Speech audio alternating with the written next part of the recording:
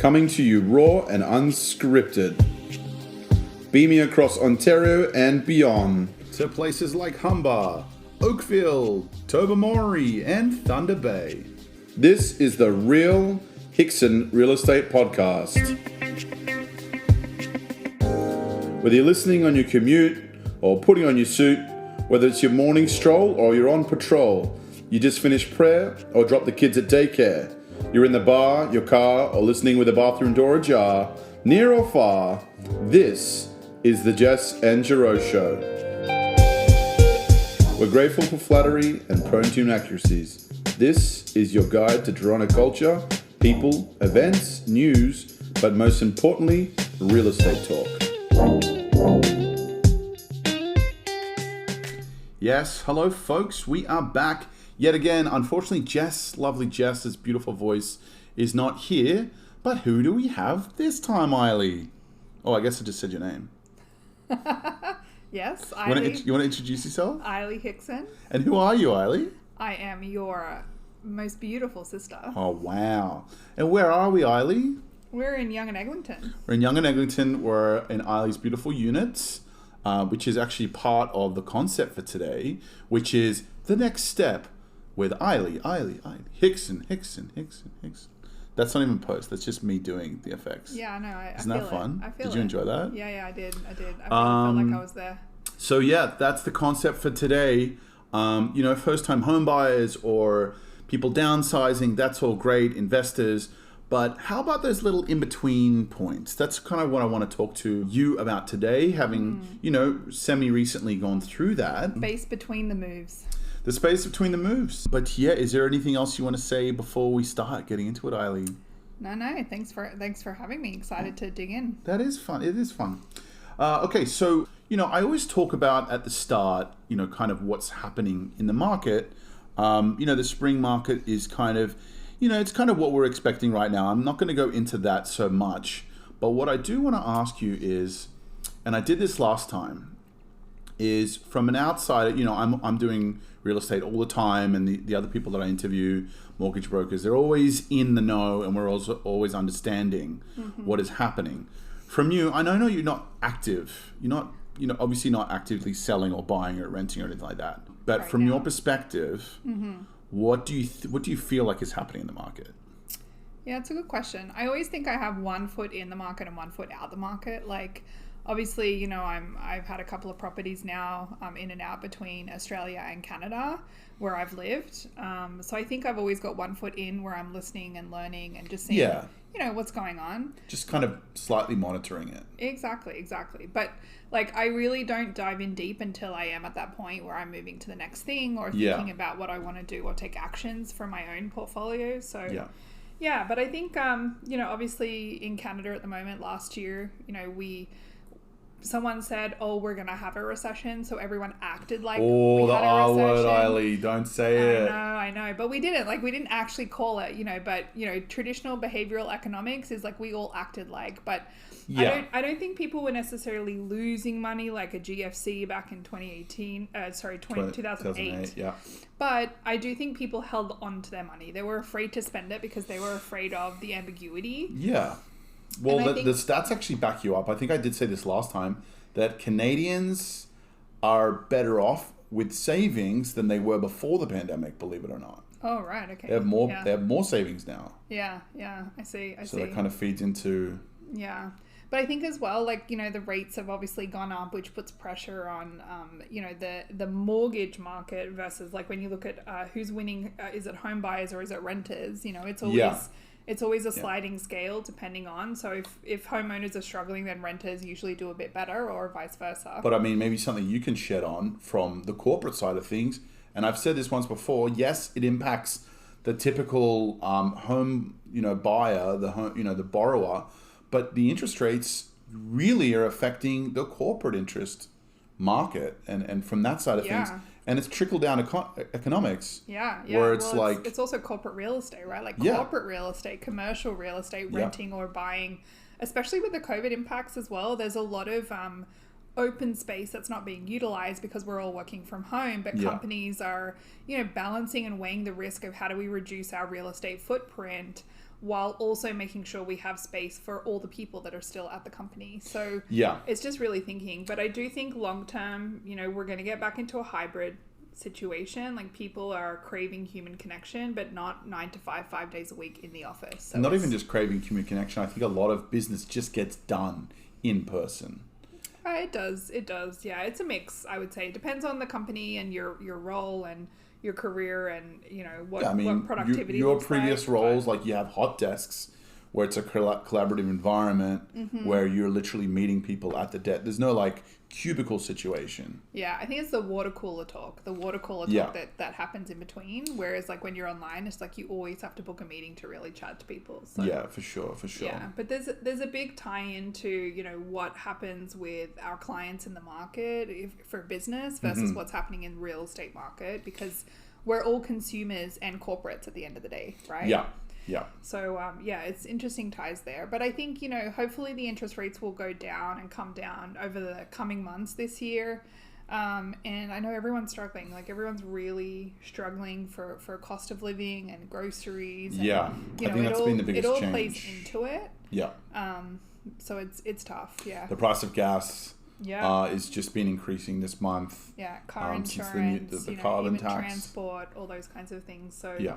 It's tough out there, but you're seeing a change, you know, just from your jobs perspective, the corporate world, or just any social media platforms that you see talking about the economy or real estate? Yeah, I think, you know, the effect of the housing crisis is making people think more short term versus long term as well, right? Because I think real estate is really a growth mindset. Yeah. We're all so conditioned to be instant gratification. Like, when I go to Starbucks and order a coffee, I expect it to be there in 30 seconds. Whereas the dopamine hit I'm going to get from real estate and truly making money to build my wealth as an individual will take years to come. You know what I mean? Yeah. But, you know, when I look at my journey of owning real estate from when I was 23 till now in my late 30s, like, it's been a journey that I'm glad I took earlier rather than later, just with my situation. But I understand that not everyone has access to that kind of privilege, or just didn't get in the market, you know, back in the day. Well, Eily, that's a fantastic segue. We are going to get into the next step with Eily Hickson, Eily's journey, just as an example. But just quickly before we leave the current topic, in terms of, not to plug ourselves, Jess and I, but in terms of social media that you consume from us, do you find you're learning things from, whether it's little graphics or like things that we might say? Do you find that you're learning much more about real estate? Yeah, I think it depends, right? Like with anything, you have to be ready to receive that information and do something with it at the time. So it depends. Like, if you're catching me on my lunch break and I'm searching real estate topics of like what's happening in the market, or you know, I even compare like my investment stocks and portfolio performance to real estate as well, because they are closely tied. And I do think we're moving into an abundance era, you know, but how long that will take, is it 6 months, is it 12 months, is it 3 years away? Unsure. Well, we are going to see, which we've talked about before in previous episodes, we are going to see the largest transfer of wealth from the baby boomers to the millennials and etc. Yes. I think wealth generation and accumulation in those generations are much more than we've seen before. Yeah. But comparatively, cost of living versus wages is increasingly higher. And doesn't equate to, you know, what our parents' generation had back in the day between their wage and also cost of living. Yes. You know, so there's some actually great studies coming out on how that compares and where the gaps are. It's really informative. So I do think, like, when I'm ready to receive that information, it hits a lot harder for me in terms of like, oh, I've just really learned something meaningful that sticks with me. Yeah. Whereas sometimes I'm like, oh, that's cool, but it doesn't affect me right now. But it's funny that you say like ready to receive the information, because you can look at it two ways. One way is spiritually, like you're open to the ideas and concepts. Yes. And the second, which is just like the basic algorithm of like, are you researching these topics? Are you looking into these topics? To receive them. To receive it, I'm very quickly understanding. I used to have, you know, the philosophy of the most expensive commodity in the world is knowledge, but I've changed that now. I think that the most expensive commodity in the universe is attention, Because without attention, knowledge means nothing. I agree. Well, only because we're in an information age, right? We call it Industry 4.0 in the tech world. Yeah. And information is being democratized in the sense that, as long as you have an internet connection, which, there are still huge parts of the world that do not have access to Google or an internet connection. Yeah. So, but, Which Starlink is trying to bridge that gap. Yeah, Starlink and other charities, yeah. But I do think, we have more information than we ever do. But the problem now is our brains are trying to pass all this information so quickly. It's like we have to filter at, 10 times or 300 times what we used to have to do even 5 years ago. Yeah. So our attention span is fleeting because it's like you've got to receive all this information, pass it all, decide what's important, what's not important. And we're doing this in a nanosecond, in a microsecond. Yeah. So no wonder we're all exhausted at the end of the day. And I think, it kind of comes back to what I talk about in my content. It's like you have to balance the needs of today with also putting in the work to be proactive for your future. And that's why real estate sometimes is a really hard thing for people if they're just starting out to wrap their head around, because it's like, how can I secure my future and take the steps I need to today? But it's one of those long-term games that you need to think about, like the steps I take today will yield benefits in 5, 10, 15 years, depending on your real estate strategy. But for the most person, it can feel very unattainable, very unattainable. Oh, 100%. And we discussed this with our last guest, Robbie. Just, you've gone through it, Robbie hasn't, and just looking from the outside in and really, it's like what I used to do when I lived in Sydney. And, Sydney, and this is a good segue, we'll start talking about your journey in Sydney as well. But even just renting, I never bought in Sydney, but just renting there and hearing that the average home in Sydney was $1 million. This was probably back in, I'd say 2004, 2005. Mm-hmm. And, obviously this is city, this is near the beaches and it's kind of prime real estate in relation to the world. But, just remember being just like, how can I ever afford $1 million? Mm-hmm. Well, how will I ever have $1 million? But actually, you need to break that down. What's the down payment that you need? Mm-hmm. What's the salary and the numbers on paper and the debt to income ratio that I need to prove to any lender? And then what does the mortgage repayment look like? What is the maintenance fee? All that kind of stuff. So that's demystifying it, essentially. Yes. And I was convinced at one point that I was going to rent forever. Yeah. Well, it feels like that, right? Because it's like the real estate game is so ambiguous, and we can't process all the moving pieces. Mm-hmm. And you really can't plan for it. Like, we all try and think about, especially if someone is a natural planner versus someone who just throws caution to the wind and it will all figure itself out. Yeah.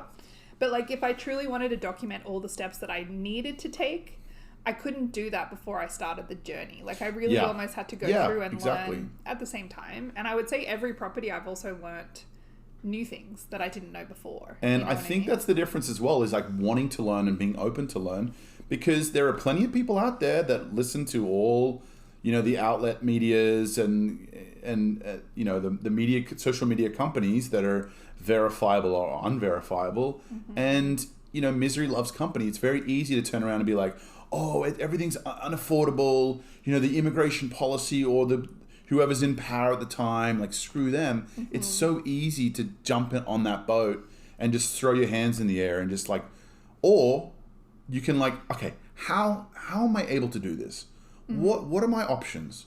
Yeah. What do I have to do to plan, as you're saying, and just being thoughtful enough to plan that for yourself. No one's going to come and bail you out. Yeah. You know what I mean? There are some people fortunate enough, they'll receive an inheritance. Again, this transfer of wealth. But even still, you got to figure real estate out before even if it comes to you. Yeah. Well, some people get money and they don't know what to do with it. Exactly. So it's really figuring that out. Yeah. Okay, so let's go into the concept of today, which is the next step. And the next step being, as I mentioned, first-time home buyers and investors, whatever. But what happens in the middle? What happens to these stepping stone homes along the way? So do you want to just go through, in point form, we can go through your journey. Mm-hmm. You started in Sydney. Yeah, I started in Sydney. I bought my first house at 23. I don't know why, but I just even from high school, I was just really gung-ho on buying a place. And I started working very young and saving up, to be honest. But it was just something that I did, and I saw adults doing. So I was like, oh, I should do that for my future. So Right. I'm a naturally like proactive planner and future thinker in that way. But I rented for many, many years before that as well, and slowly learned I didn't want to live with people. Yeah. So, you know, buying my own place was also that piece. Oh, you had some very colourful roommates. I did. From place to place. I did. But also to mention, like, our parents, Dad and Helen, they didn't really teach us about real estate, but they did. They taught us in the way that we were always moving. And, you know, you ask the question, why are we always moving? Well, they would discuss it a little bit, wouldn't they? Like talking about why they made the moves. We had exposure to their activities in real estate, but we didn't ever think, like, it wasn't like, sit down and let's teach you about it. Right, compared to, say, like Jess's parents that bought... Observational learning. Yeah, I mean, Jess's parents they did buy a few different homes, but eventually they found one home and they just lived in it for many, many, many years, which is different to our parents. They're currently still making real estate moves, aren't they? They always are. They're always making a real estate move. Making a move, yeah. So you bought your first house in 2007 with your previous partner. I did, yeah. So I had saved up all the money for the deposit, which was great because he didn't have the deposit, but he could afford the mortgage. Right. So it was kind of like, you know, a commensalism relationship at the time. So we both bought this place. You know, the place was this beautiful 3-bedroom, 2-bathroom, huge backyard in a cul-de-sac house, you know, and this was way back in the day, you know, in Sydney. Yeah, and this was west of Sydney. Which is, I don't know, probably the equivalent of like Ajax or something like that, Pickering area. Yeah. I'd say something like that, right? That'd be about right, yeah. Not too close, but not too far from the city. Yeah. Like you jump on a train, you get to the city, essentially. Yeah, exactly. So it wasn't too far. And yeah, we bought it for $560. So back then, like for what it was, that's like expensive. That price, like I don't know, it was expensive at the time, but also real estate is so expensive now that when I think about like that place, I don't know, I haven't looked it up, but it's probably going to be worth over $1 million at this point. You know what I mean? So it's kind of wild. But what was great about that place, you know, it was kind of like turnkey right away. We didn't have to do any work to it if we didn't want to. Yeah. And, you know, we didn't. We had it for about, I think, a year and 18 months. And then we broke up, which was cool. Best thing ever. And then we split. And, you know, because I put the deposit in, I took that money back, obviously, because I did actually... make sure I documented all of the things that I put into the house beforehand. Not like a prenup because we weren't married, but in Australia, and I'm not sure the Canadian equivalents, but if you still live with a partner for a certain number of years, they can potentially be entitled to half your stuff. Yes, it's common law. Yeah, so I don't know why I did it, but I just was like, it was something in the back of my mind where I'm like, I just got to protect what's mine, what I'm putting in, all that kind of stuff. Like, and you know, obviously at the time I thought we were going to get married and do all that, so it wasn't like a prenup, but when we did split, I also got him to sign a document to say, this is what I'm taking, this is what you're taking, and then we can't come after each other later, which I think is really important for, you know, I worked so hard for that money. It was just all I had, you know? For sure. And I remember there being a detail where if you had waited to sell it, it would have been beneficiary to you. Like you would have got some money back. Well, I just think if we held on to it longer, we would have made more money. But I see. Was it a jump in the market? Was it just like, it wasn't like a technical like rebate or anything like that? No. So we did get access to Australia's first home buyers. Okay. Which is why when I came to Canada, I couldn't actually get first home buyers because Canada looks at like where you've owned property around the world. So you can only get it once. Yeah. But we did get, I think it was $7,000 back then that we got towards the house. Okay. But what was great is like we made $100,000 on that. So we ended up selling it for like $660, $670, maybe $680, something around there. Minus the realtor fees and stamp duty, as we call it in Australia. Yeah. Obviously, you're all like transfer taxes and all that kind of stuff. Yeah. But yeah, so like I would never have been able to save that kind of money in that amount of time if I didn't have real estate, if that makes sense. Yeah, for sure. So it was not a loss. It's kind of like a job working for you on the side, isn't it? It is a little bit, yeah. Like it's like for savings, you're paying into your mortgage, but if you make sure you set up your equity that you can access that later if you needed to, it's not like money down the drain. Yeah, you know? And of course, like this doesn't work everywhere. There are plenty of cities in America where it can be at the height, and for the next 20, 30 years, it can have a down market, and then it can come back. You know. Yeah. Sydney and Toronto, they're like blue chip investments. You know, Totally. people are always going to be moving there. I've never heard of anyone losing money in real estate. Unless ever. you sell at the wrong time. Like if you're under duress and you're forced to sell. Fair.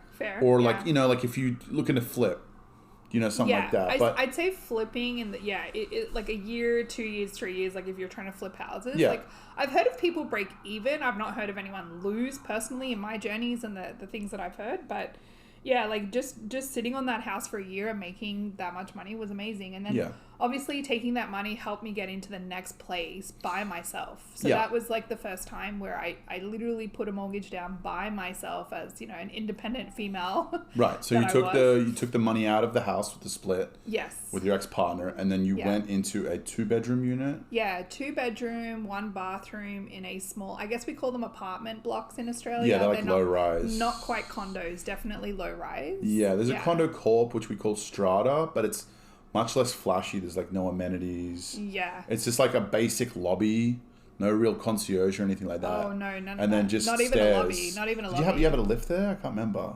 No elevator. So just stairs. It was only, I think it was on the 4th floor. Like, it wasn't very high. It wasn't high. So, which is pretty much more common. And there was there's no basements or anything like that. Yeah. It was all in-suite laundry, all those kinds of things. Yeah. But there was a car park in the basement. So that included my parking space and my 2-bedroom, 1 bath, and it did need a little bit of work. You know, what I liked about that place, it was in a bit of a rough neighborhood for sure, even though they were trying to fix it up. But what I thought was really important, and one of the lessons I learned was I always look at the outside of a building compared to the inside. So inside, you know, the previous tenant or owner, the walls were yellow from smoking and it really needed to be fixed up, and the carpet was ugly, all that kind of stuff. But the building on the outside was beautiful. Like street facing value, I think is really important, because you can always change what the place looks like on the inside. Right. You can't change the place on the outside. Exactly. That was one of the lessons I learned during that time, was just, you know, going more for what looks good on the outside, because you can always change the inside.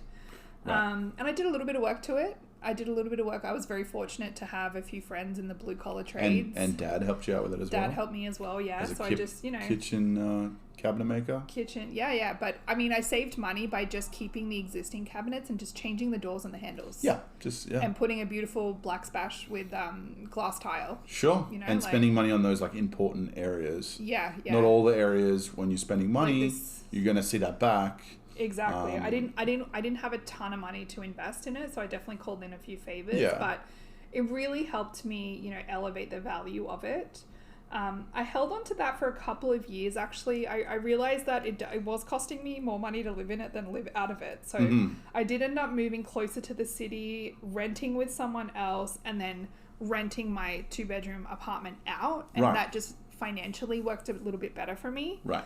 And I don't know how I did it back then, because I was earning, you know, so much less than I was back then. So it's you don't know how you do it, but you just figure it out somehow. But that's it. It's just hold on to that piece of paper, and even if it's going, you know, the value's going nowhere, at least you're paying into your equity. Yeah, you know? Yeah, that's what I was thinking. Like, I really wanted to hold on to it.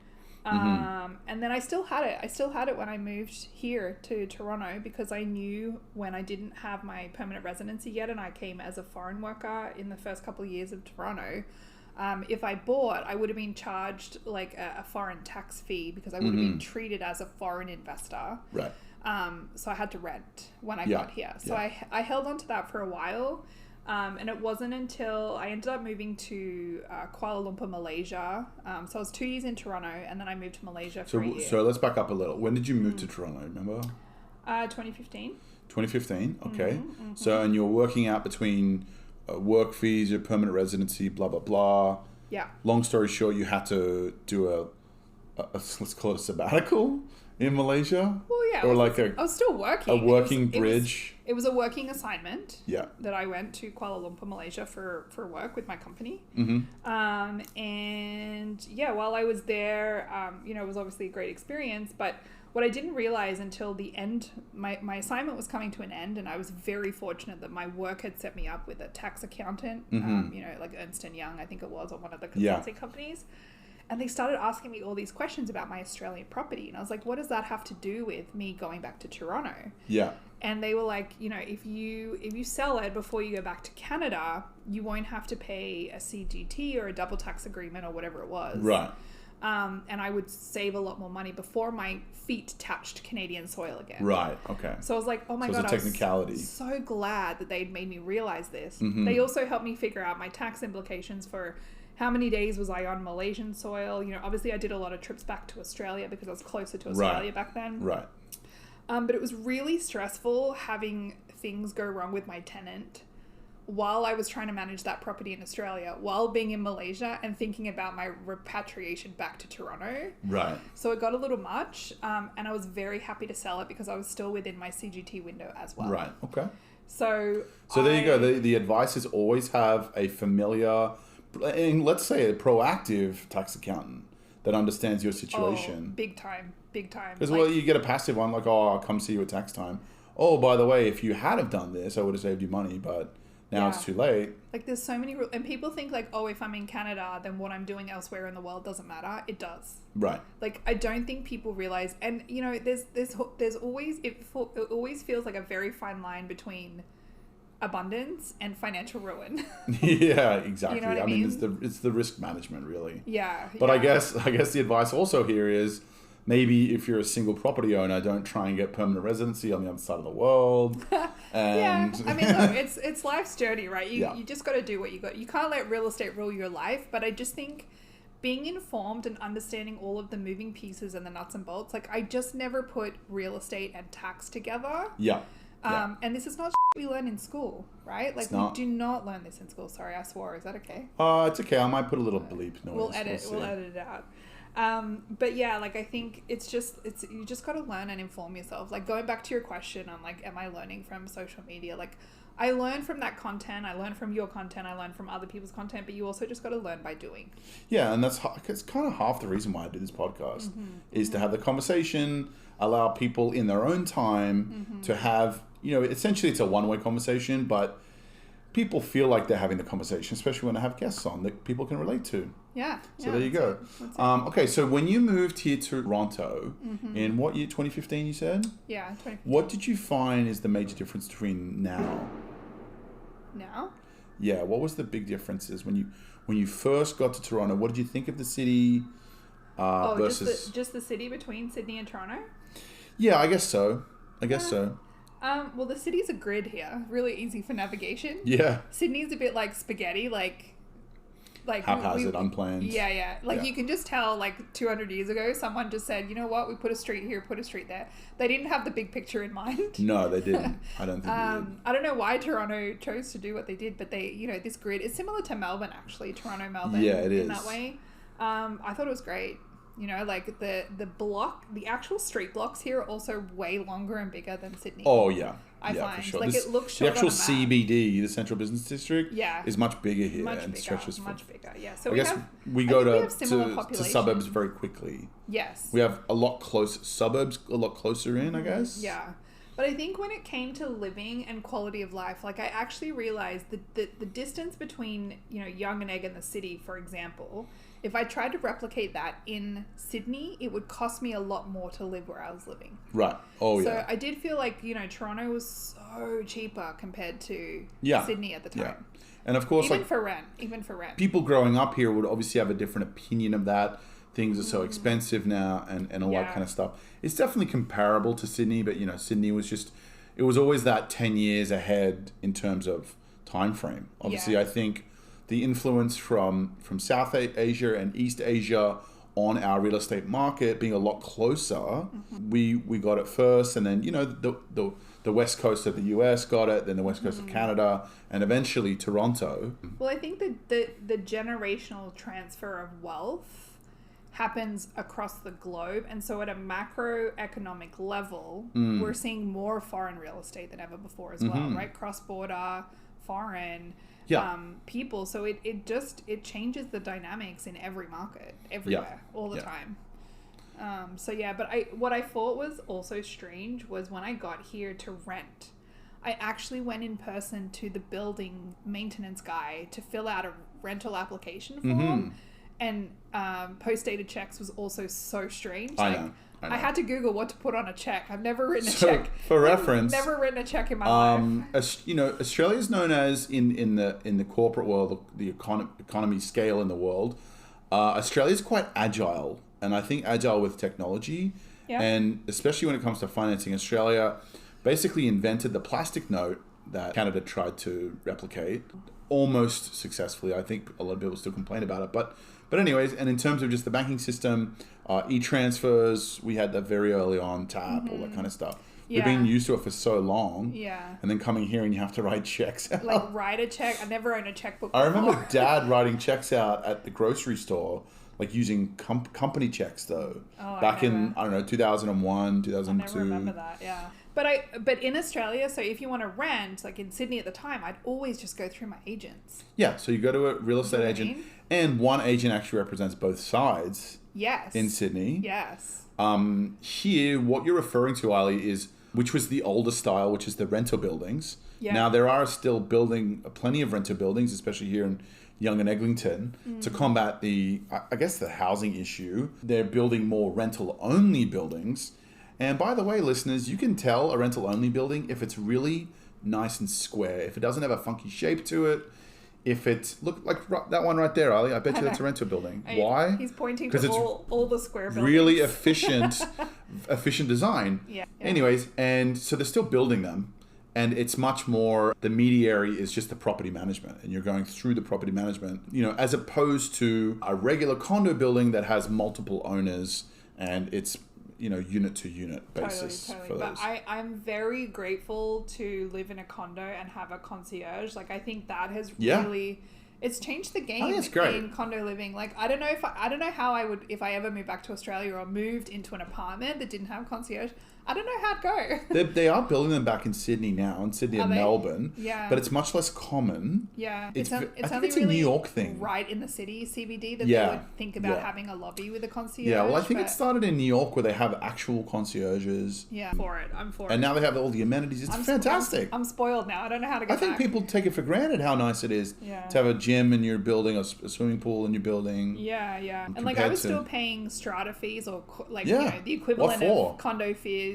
Yeah, for what? Just like, I don't know, I was paying in an apartment with no cleaning the stairs or something. Yeah, but you know, having a concierge, I think it's mean a game, even just for packages. Yeah. I don't have to worry about porch pirates in my condo. It's great. Exactly. Okay, so we talked about selling in Sydney, and then you eventually bought your first place in Midtown. I did. I sold my apartment before I returned back to Canada. Yep. I sold it in 24 hours, by the way, or not even 24 hours. I listed it at 9 a.m. and by 5 p.m. I had 3 competing offers. So there you go.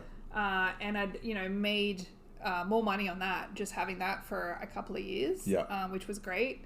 So then, once I came back from Malaysia, you know, just working on my permanent residency, and then my permanent residency came through during COVID, and I was in a position to buy my first place here. Yeah. And I said something along the lines of, it's a good time to buy now. You did, yes. Yeah. Obviously, having you and Jess in the real estate market in a city I was not familiar was very helpful. Yeah. And I'm sure you answered a lot more questions with a lot more patience with me. I'm high maintenance because it's always family. You know? Yeah. No, and you had some, you know, quirks. You didn't want a higher floor, for example, which is, you know, the opposite to what people usually prefer, higher floors. I think we got a good layout in that place. But again, it wasn't perfect. It was something. No, it was that you could see yourself stone. In. Yeah. I also made a conscious choice, like where I chose to rent that final place. I wanted to live somewhere where I thought I wanted to buy. So I rented in that place to get the feel for it, the vibe, how is the building managed, you know, location, all that kind of stuff. Yeah. And it just so happened that I did make the right choice for myself at the time. And then I ended up buying in the place I was renting. Yeah. And so moving downstairs was perfect. Very easy. There you go. Make it nice and easy. Yeah, obviously familiarity is good, and you know, you don't have to change your lifestyle or anything like that. Exactly. And you know, my at the time, the rates were super low, so I was very fortunate. Yes. I could afford what I could afford at the time. It was still a stepping stone for me because the place I was renting was a lot smaller. than the place I moved into, because it was like, I think I was living in a one bedder and then I went to a one bedder and a den. Yeah, it was longer and wider. Yeah. So it was nice to have a little bit more of that extra space. And then I stayed there for a couple of years and I wasn't really looking to move again, but then you guys started finding these places. You and Jess started showing me amazing places. Yeah. I mean, again, it came time to like, it was a market where we thought we could sell your place and get to the next level. I mean, like the upgrade was relatively cheap. These places were sitting on the market. We had the time to have a look at it. Yeah. You know, you probably didn't get as much for your place as maybe, you know, again, I always reference the spring of 2022. Yeah. But the value was still there. It was what was needed to make the next move. And the next move, it wasn't a huge jump for me. Do you know what I mean? It was like a little nudge. Yeah, so we went from a 1+10 in maybe a less desirable building, not by much, into a much more desirable building from my perspective anyways. Yeah. And now you have this beautiful 2-bedroom, which is the 2 rooms are split, you know, away from each other. Yeah. And you're a corner unit now. You have this beautiful view here. Yeah. We managed to get you up a few floors. Yeah. Well, yeah. Once you showed me and didn't tell me, you tricked me, but I'm glad for it. Okay, so, you know, we talk a lot about being a first-time home buyer. What about a first-time home seller? Well, I think it was the first time I had to sell to buy. Yeah. The last times I had sold, I kind of like sold and was in between places before buying the next. Yeah.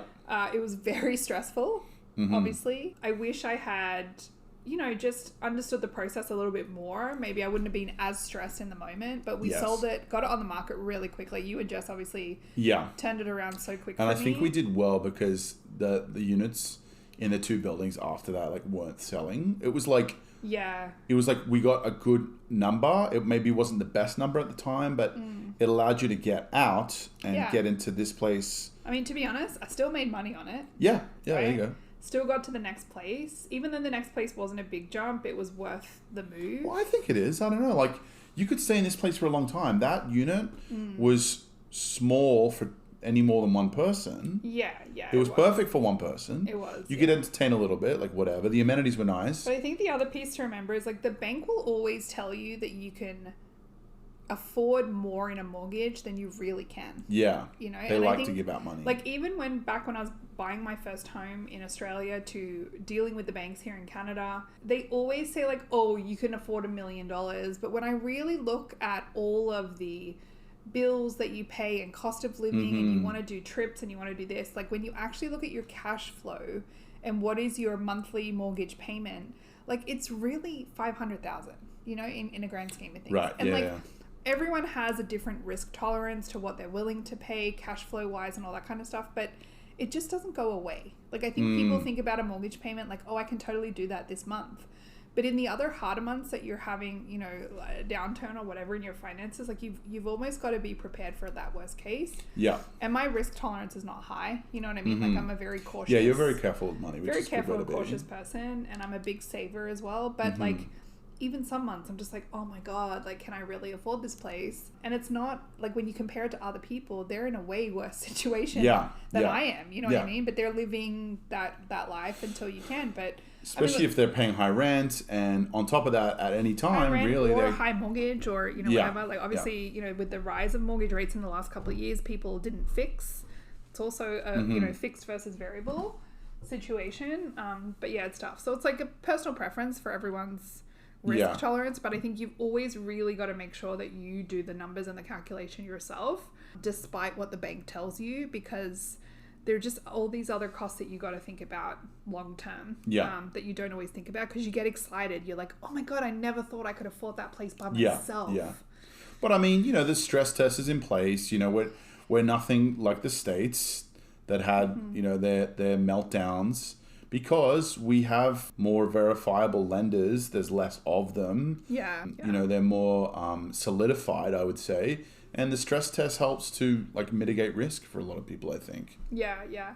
And I think I come from a place of privilege because I was able to build up my credit score before I purchased. Right. Do you know what I mean? So it wasn't like I was coming in fresh, having to go to, I don't even know what you call it, like a B or C lender, those Yeah, kinds of, like yeah, I didn't know there was different tiers of lenders at the time. It's like me. I wasn't like 19 getting a credit card and I skipped on it. I didn't understand it. I actually didn't get a credit card till I was probably like in my late 20s. Yeah. I just didn't need one. Yeah. And so by the time I was ready for one, I've been very careful, and now I have insane credit, Eily. Did you know that? No, I didn't know that. I have very good credit. Love that for you. Yeah. Love that for you. But I was just lucky to just be smart, and things like Credit Karma or whatever, they give you little tips as to what you can do. Yeah, just being smart with your money and don't spend more, above your means. That's it. That's a huge thing in this day and age with the millennials. Huge thing. And I can pick on y'all because I'm one of y'all. And don't spend money on stupid crap. Or how about this? And I've told this before. Sacrifice whatever you need to sacrifice, 5, maybe 10 years if you're unlucky, to do the down payment, get the money together, then get into the real estate, and that allows you to open up the doors to have spendings down the line. Well, it's hard though, right? Because people are trying to outsave the market, and sometimes it doesn't happen. Yeah. And it's like when you make the decision to buy, it's like you feel like you get this instant FOMO of like, holy shit, I need to buy really quickly. Yeah. Because I don't want to miss out. But at the same time, you might have to wait a little bit longer to afford it. Yeah. And this comes back to what you were saying before, is it's planning. And I like to think of myself as a real estate planner, because I have plenty of people that I help to rent a place, and I talk about eventually buying, and they put it, puts the cogs in motion, and then they start thinking about it. I send them to the mortgage broker, even if they're not ready now. Maybe it takes 5 years, or maybe it takes 2 years, 1 year. They get on that path and they set themselves up for the future. Again, they get the credit happening. They fix credit if they need to. Yeah. Maybe it takes a few more promotions at work to be able to show the salary, et cetera, and really like setting them up for success. I think it's also managing your expectations as an individual or as a couple, depending on what you're looking for, because sometimes you want to buy, but you can't afford the place you want to live. Yeah. You know what I mean? Like I was very lucky at the time. Like the market was just right for me to stay in Young and Egg.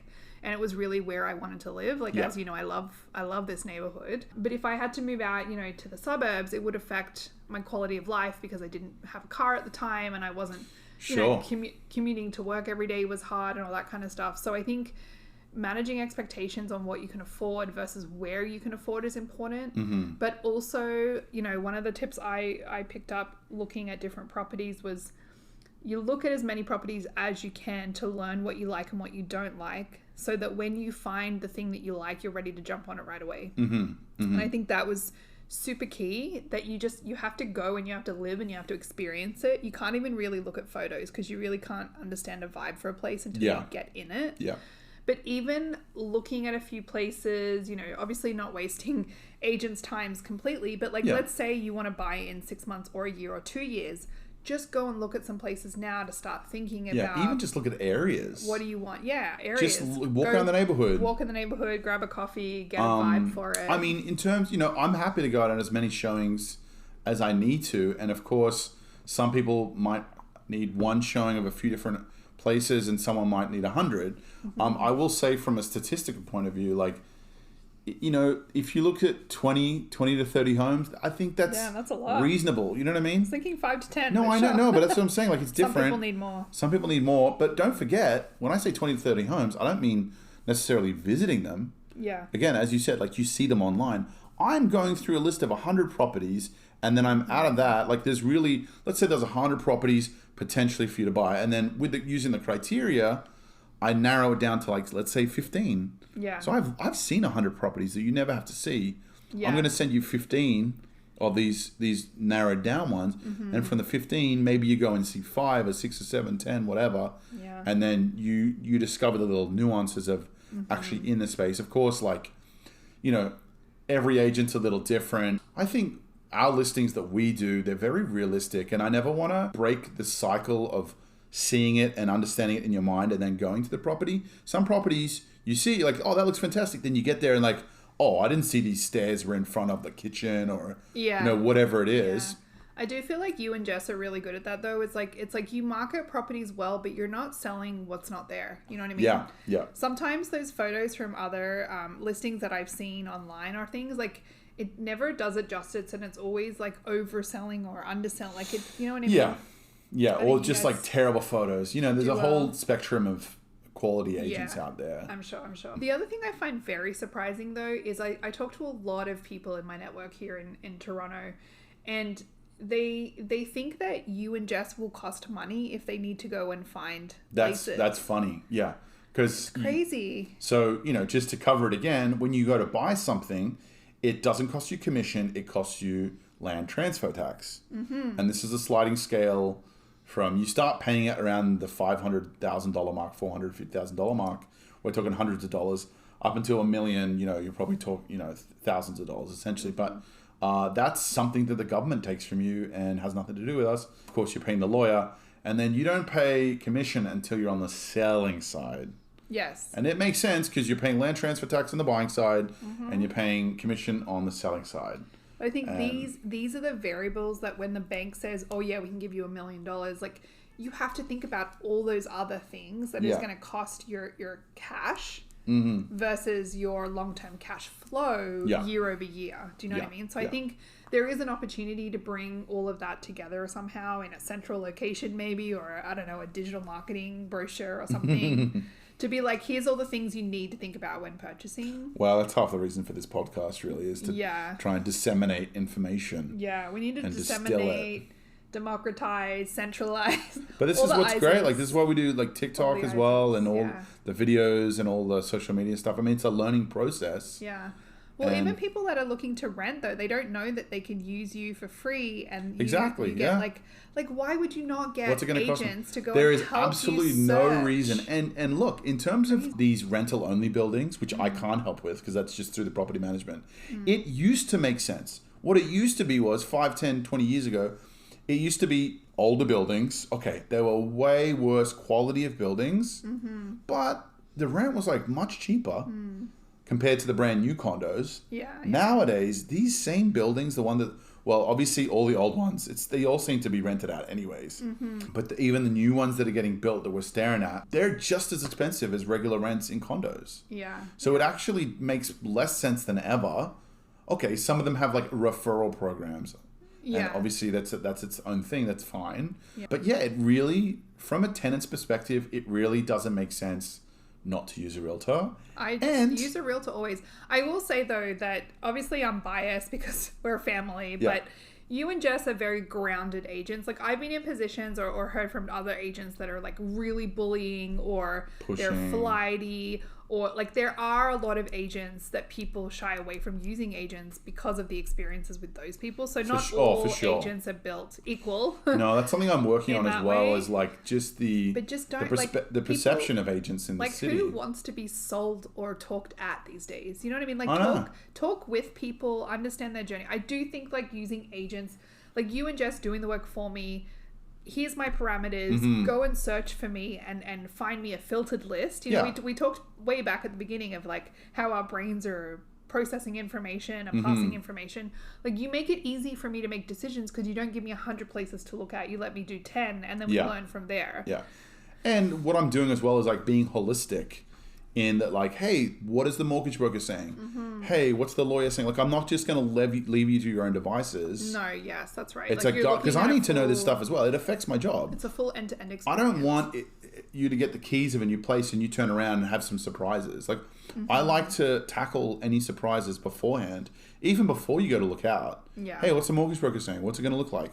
What's the lawyer saying? You know, whatever it is. Will you also show me places that I might not be looking for right away? You know what I mean? Like you help me bridge. But then when I do find a place, like even this place, like you were testing the washer and dryer before I bought it. And I think I wouldn't have thought to turn any of that on. No, I know. But that's, that's why. I just, again, distilling it. There's a lot of information to disseminate, really. There is a lot of information and a lot of moving pieces. And it's almost like scenarios. Like you just got to figure out your scenarios. And also, like find a good broker. I'm not a buy and sell agent right now. Like we sometimes spend years with clients.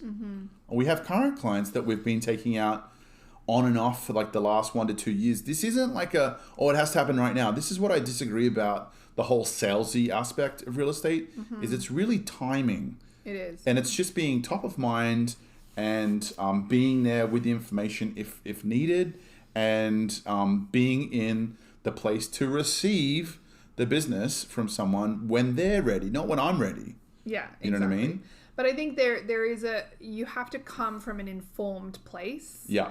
Not a out of fear or FOMO place. Yeah. Yeah. I mean, this is like, for example, like the monthly newsletters that I do, checking in with people. It's not to like, hey, you want to buy, want to sell? No, it's like, this, just so you know, here's the information, do with it what you will. Yeah. Like the CMAs I do or the HERs, the home evaluation reports that I do, once a quarter. I send it to you, not saying, hey, Eily, you got to sell. It's like, no, just so you know. Just keeping a pulse. There you pulse go. on the market. It's like when I go to look up my investments on my app, I do it like every day, or I do it once a week. Like, I just want to know, am I going to do anything with it? No.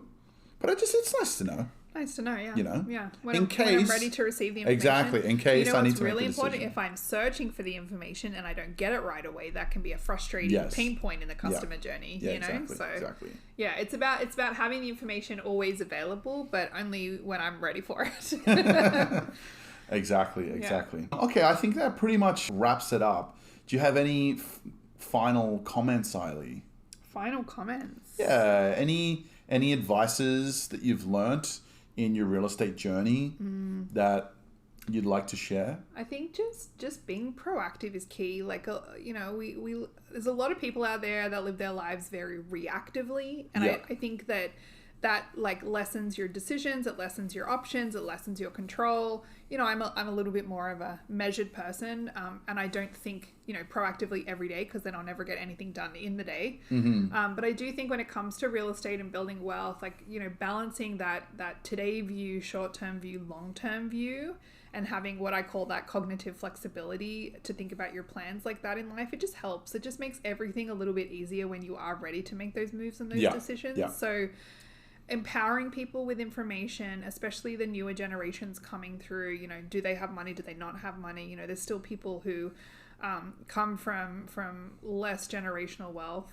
And I think the big problem facing the future is that gap is going to widen. If your parents didn't have real estate, there's less of a chance you're going to have real estate, and vice versa. The gap is widening, and I think we all have a responsibility to close the gap and help people figure out the things and get the information to people, because if you don't know what to search, you don't know what to search either. So exactly. And this is the thing, like our parents never told us, as we talked about, our parents never really, you don't go to high school and they're like, okay, we're going to do real estate class or financial planning class. Like, you don't do that. Yeah, exactly. So I think we all have a responsibility to help each other and close the gap. But I do think being a little bit more proactive than reactive, for planning and getting, everyone wants to live a life of abundance. And I think that they're the two key things. Yeah. And I think we saw that in the pandemic, is people making reactive decisions. Yep. And not planning ahead. Okay, my boss said I don't have to come back to the work ever. Cool, let's move out to 2 hours away from Toronto. Yeah. And my boss is saying now I have to come back into the office. Yeah. And now I'm back full time, and I hate my commute. That's a whole nother podcast. Oh, well, yeah, we've already touched on that many a time, but just as an example, there's many more desiring factors and dimensions to that conversation. We can do another podcast. That's right. Well, that's the thing. We'll keep the conversation going, Eily. I think we're gonna end there. Thank you so much for coming on the podcast, and I hope some people picked up some little tidbits from you today. Yeah, I hope from real world experiences. Real world, yeah. Yeah, and the more we talk about this, the more we know. True. Being proactive, planning. Yeah. And if you learn something today, go pay it forward and go teach the next person. That's right. Now, guys, if you have any other questions, you want to see our latest content and learn more and more and more, you can always hit up at Hickson Real Estate on Instagram and the Facebook. I've got some YouTube stuff going on, TikTok, of course. All the things. All of the things. Guys, thank you so much, and we'll see you next time. Bye. Bye. Thanks for having me.